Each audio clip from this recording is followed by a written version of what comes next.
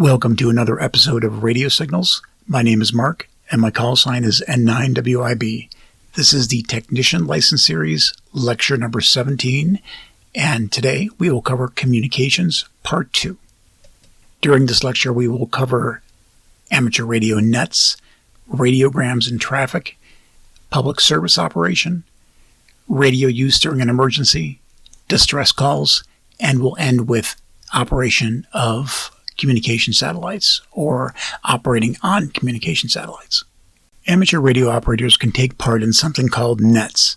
Nets are essentially a meeting place, either on the HF bands or on the VHF or UHF bands. They can meet to pass news and messages or just to socialize.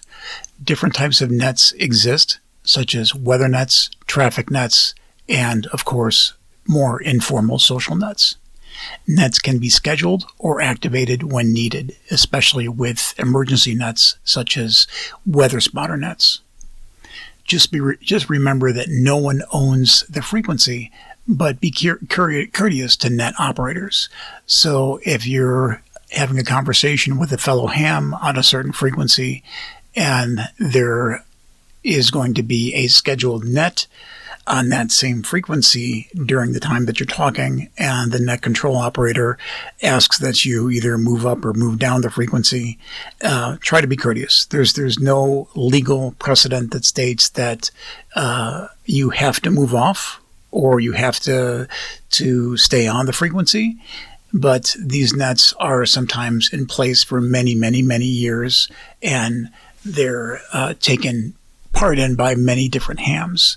So instead of arguing with the other person and trying to have a conversation with one person, it would be courteous to just move off that frequency, either down a little bit or up a little bit, and allow the net to take place. Again, it's not a legal mandate that you move off, but it should be kind of a common courtesy for nets that have been established for a long period of time. And of course, emergency nets or emergency communications takes priority over all normal amateur use. So if emergency nets need to be activated, or someone breaks into the net with emergency traffic or a report, then that emergency traffic has priority. Emergency nets should practice net operation before a true emergency. So in the example of a storm spotter net or a severe weather net, then those nets may meet on a frequent basis to practice net protocol and communication of severe weather and threats before the actual threat occurs. Amateur nets can occur on HF or VHF, UHF. And for directed nets, there is something called a net control station or net control operator, known as the NCS. Nets don't have to have a directed protocol or a net control operator. A lot of the nets you might hear, especially in the middle of the night or early in the morning, are social nets run by many different hams, and they just get together and socialize in a free-form roundtable fashion. But directed nets have a net control station or operator. The net control station will call for check-ins at the start of the net, and then they may conduct a roundtable discussion after check-ins are completed. Wait your turn until you are called upon by net control. So don't just jump in when the net control operator is conducting a check-in and just talk about routine topics. Allow the net control operator to complete the check-in process. When he or she asks if anybody has anything to say or any traffic, or they get to your call sign, then you may proceed with your information and pass that along to the group. And again, as I mentioned before, any emergency traffic should feel free to break into a net at any time.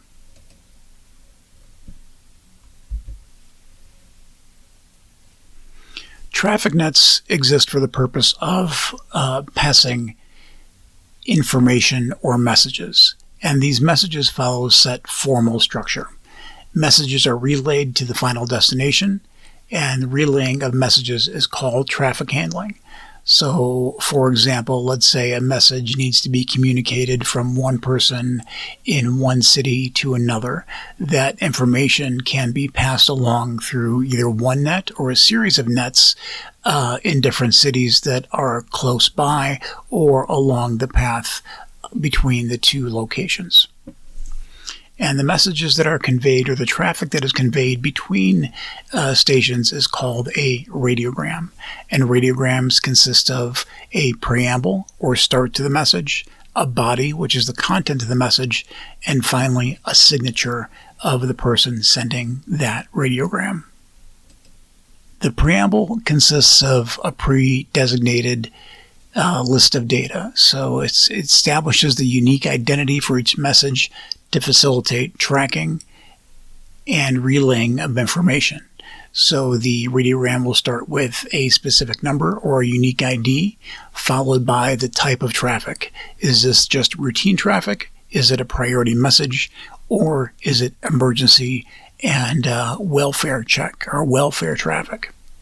Then the preamble will follow by giving some handling instructions, and then the station of origin, and then the check, which consists of the number of words in the radiogram to serve as kind of a checksum to make sure that the information that was intended to be relayed has been relayed in the final stages of sending the message, and also the place of origin and the destination address.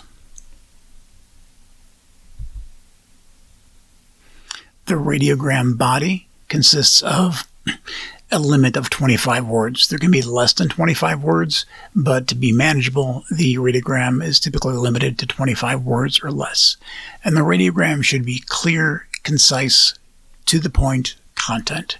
It shouldn't be verbose or go on and on about different things. It should relay a clear message that can be relayed in a simple manner. And at the end, the signature consists of the name of the person originating the message. Amateur radio also has the opportunity for plenty of public service communications.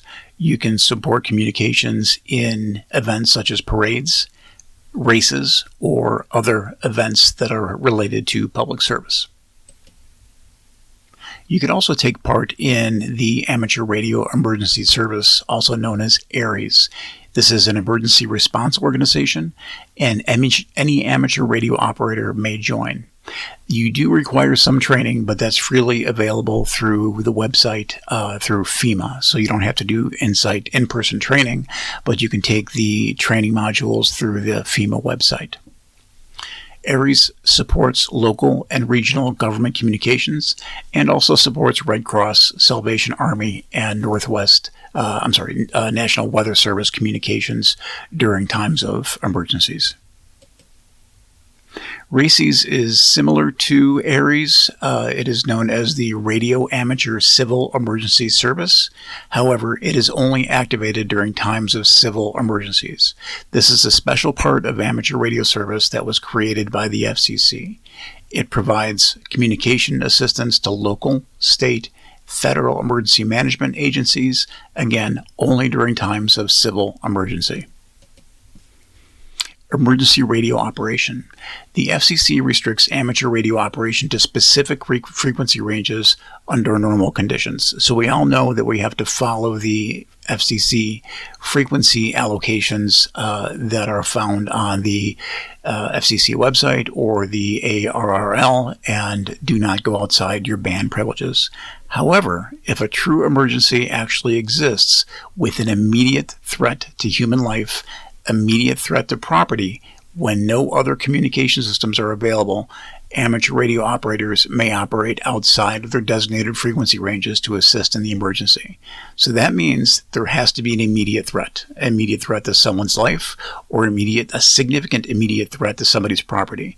And if that's the case, you can actually go outside your designated privileges for your license class. You can even transmit on a different frequency. So let's say that a a firefighter is down and you find his or her radio by their side, and you are now allowed to transmit on that radio because it is a state of emergency.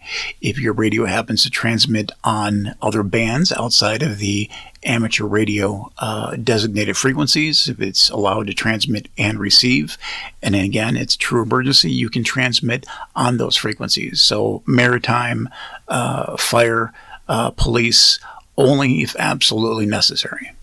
So, and the same holds true for other emergency personnel. So they can actually use your radio to communicate with others in a true emergency. So they can operate a amateur radio or an HT or a mobile device on amateur frequencies if it is a true emergency. But once the emergency is over, then everything goes back to the typical rules and regulations. It is only for immediate threats. So emergency radio operation, you are still prohibited from transmitting information on behalf of your employer. And you cannot transmit confidential personal information of a third party or victim without their consent.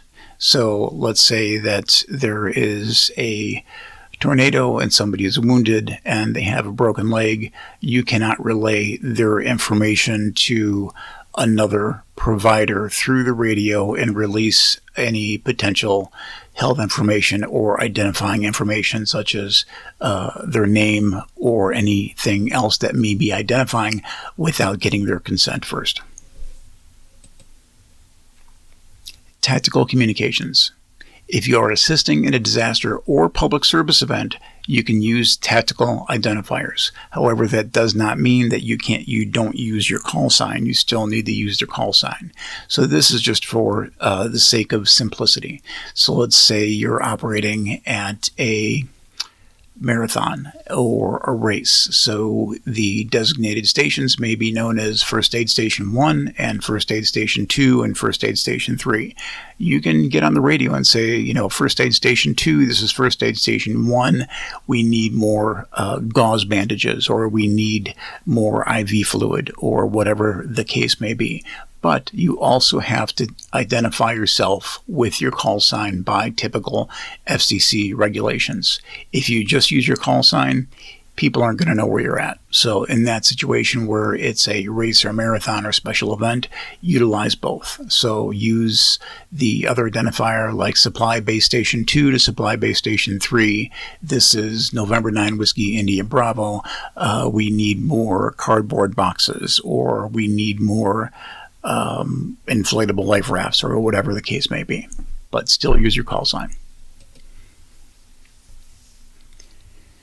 Amateur radio operators may find it necessary to transmit or answer distress calls. So if you are in immediate danger or require immediate emergency help, you may make a distress call on any frequency you have a chance to be heard on. So again, this is one of those emergency situations. So if you're outside of your band privileges, or you find a maritime radio or something else, you can transmit on that frequency if there is an immediate danger to life or property. And to make a distress call, you would start off by saying, Mayday, Mayday, Mayday. Or if you're sending, for some reason, digital mode or CW, you would identify your emergency by keying SOS, SOS, SOS, or the same thing on digital modes if you have that capacity. So with each distress call, you have to identify certain key pieces of information. First, identify yourself and your call sign. So this is Mark. My call sign is November 9 Whiskey India Bravo. Give your location. I'm at the top of Mount Everest, 5 meters away from the GPS marker or whatever, and then state the nature of the emergency. So I have a climber who fell 100 feet and is in need of medical assistance.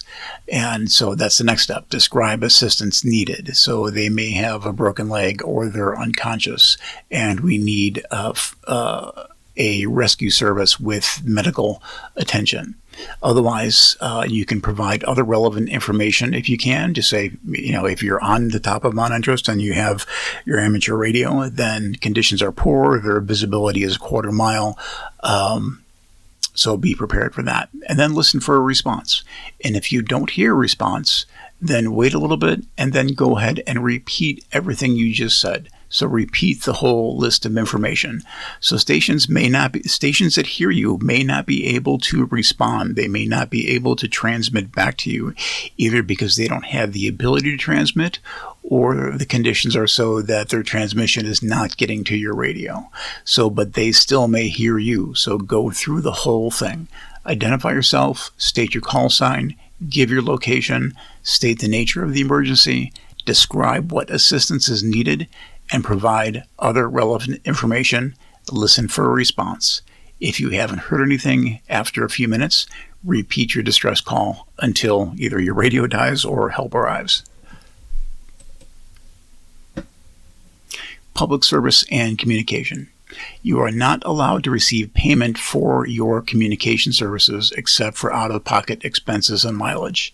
So let's say you're helping out at a local town race or something else, or a town event or a fair. You cannot charge the township for your communication services. So they can't pay you, let's say, $10, $20, $30 an hour because you're assisting with communications. You can ask for mileage, and you can ask for out-of-pocket expenses directly related to the event, but not for your ham radio communication services. And overall, you should not provide communication services for private events outside of public service. So let's say that your neighbor is having a massive birthday party and they ask you and your other friend who's a ham radio operator to kind of coordinate between, let's say, the lemonade station and the slide station or something else. So that's not allowed. So if it's a specific public service event, if it's a race, if it's a county-wide fundraiser or something else, if it's in the good for the public, then you can provide your services free of charge, with the exception of charging for mileage and out-of-pocket expenses directly related to the event. No amateur shall transmit communications in which the station's licensee or control operator has a monetary interest, including communications on behalf of an employer. So the bottom line is don't use your radios to conduct business, so in which you will have a monetary gain. So let's say you want to sell your lawnmower, and you just set up a net to sell your items or something. That's not allowed. So you cannot use amateur radio to profit for yourself or your employer. As an amateur radio operator, you also have the ability to operate amateur radio satellites. Amateur satellites have been in orbit since 1961, and they're generally known as Oscar, so orbiting satellites carrying amateur radio. So you need a radio that can transmit on one band and listen on another, ideally in real time, so that means full duplex.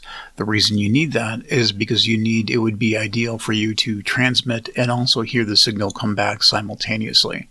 So satellites operate on a concept of an uplink and a downlink frequency.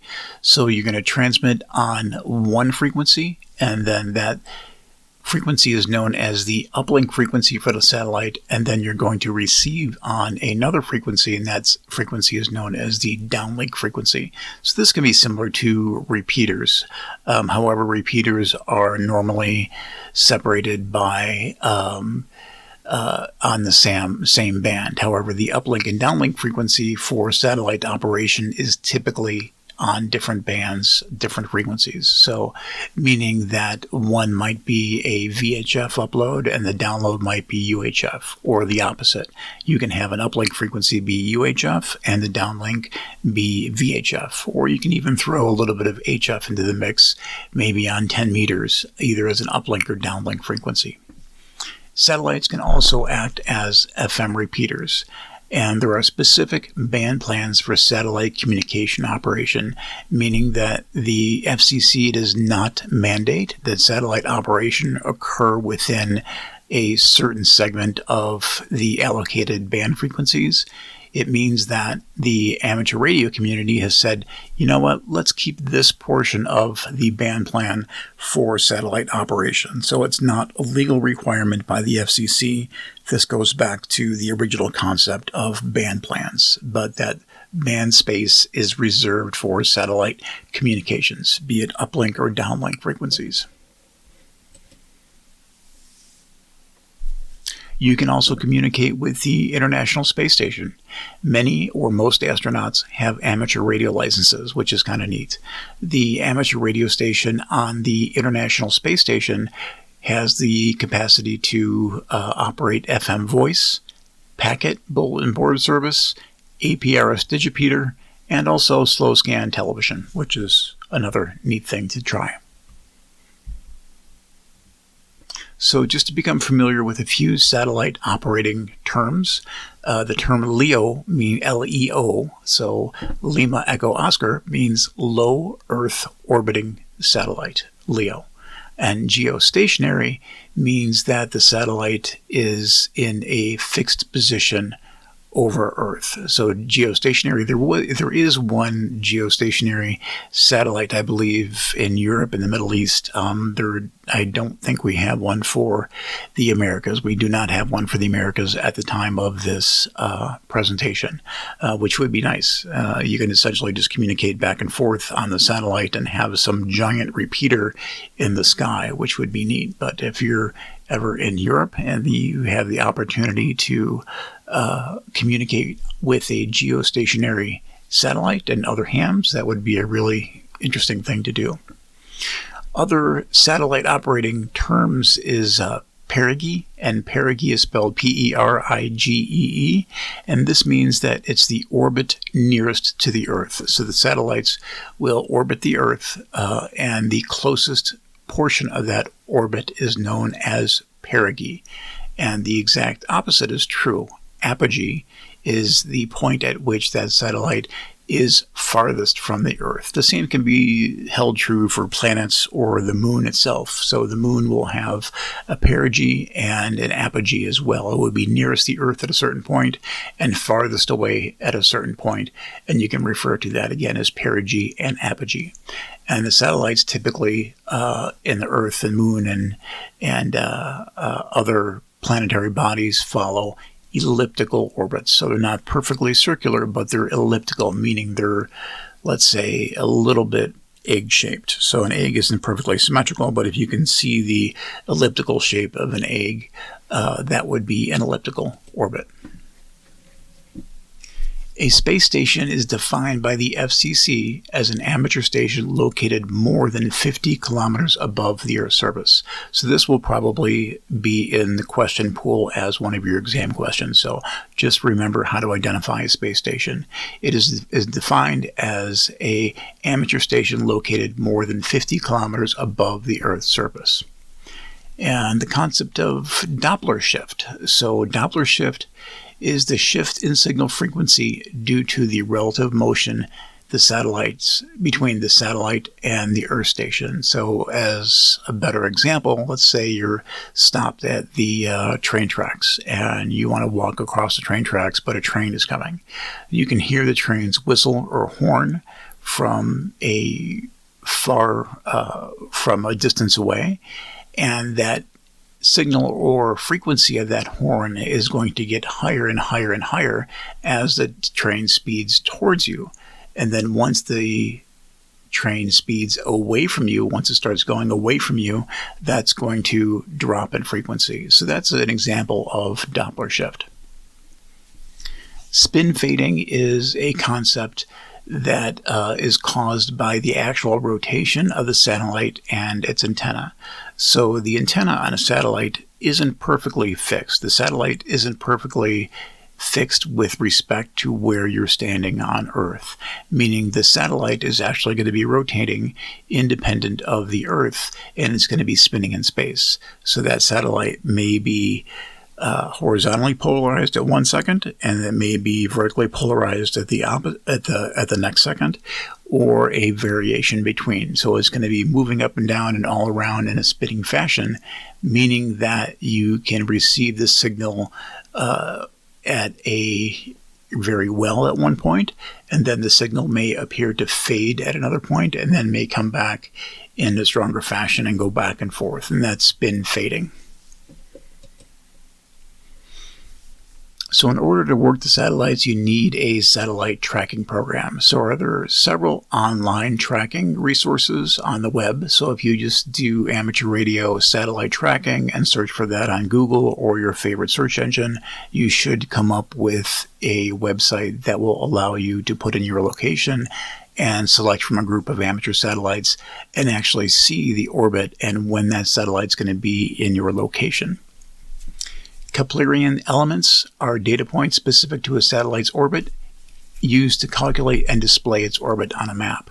So if you download software, you might need actual data points called Keplerian elements, which are specific to that satellite that you must enter into the program for the program to calculate when that satellite is going to be in your vicinity and how long you will be able to work that satellite.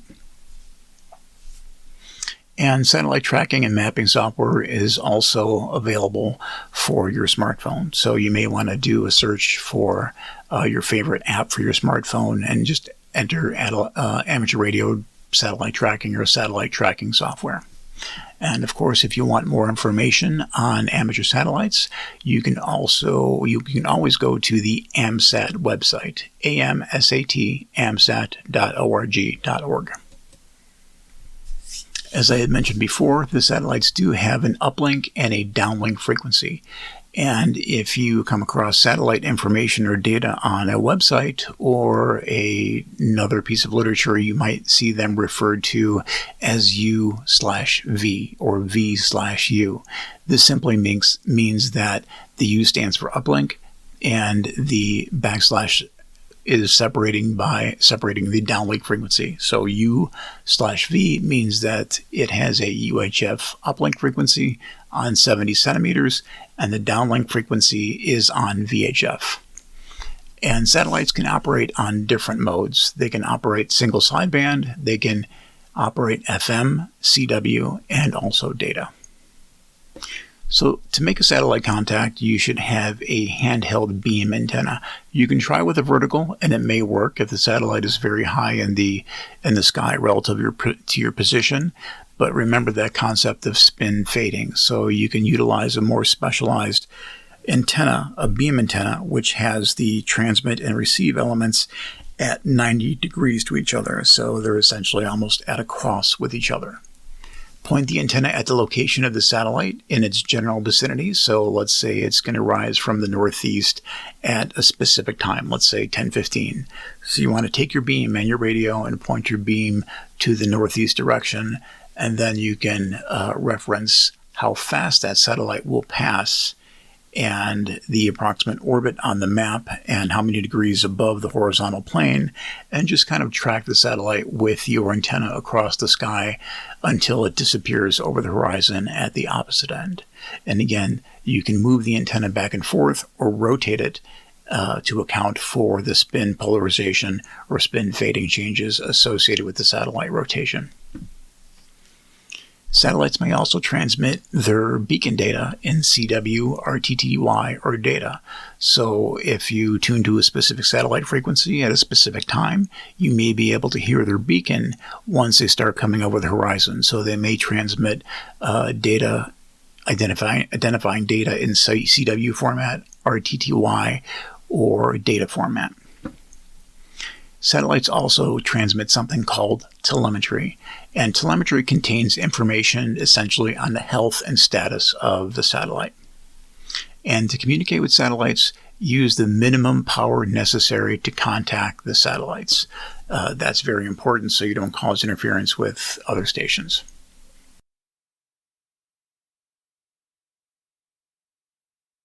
Thanks again for joining us again on Radio Signals. We hope you learned a lot today. So today we reviewed the concept of nets and how much fun they are and what their utility is for emergency communication. We also reviewed the concept of a radiogram and traffic handling. And then we went into a little bit of emergency communication and finally ended up with an introduction to working and communicating on satellites. So thanks again for joining us. See you next time. Have fun, N73. And don't forget to support us on our Radio Signals website. See you next time.